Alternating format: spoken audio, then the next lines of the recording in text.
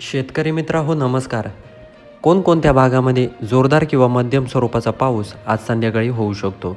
या ठिकाणी नाशिक, सिन्नर, निफाड, वणी त्याचबरोबर जर आपण खाली गेलो तर त्र्यंबक, राजूर, त्यानंतर जुन्नर, त्यानंतर कामशेत या परिसरामध्ये जोरदार किंवा मध्यम स्वरूपाचा पाऊस आज होऊ शकतो.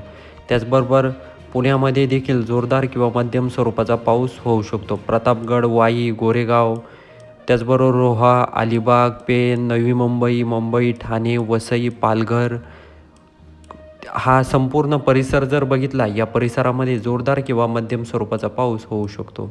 त्याचबरोबर अहमदनगरमध्ये कोरडं वातावरण दिसत आहे. अहमदनगरचा आपण संपूर्ण परिसर जर बघितला तर राहुरी, वांबुरी, घोडेगाव, रामपूर, त्याचबरोबर वैजापूर, कोपरगाव, यावला, मनमाड, निफाड, संगमनेर या संपूर्ण परिसरात कोरडं वातावरण दिसत आहे. त्याचबरोबर आपण जर इकडं वर गेलो तर नंदुरबार भागात जर गेलो तर या ठिकाणी देखील थोड्याफार प्रमाणात पाऊस होण्याची दाट शक्यता वाटत आहे.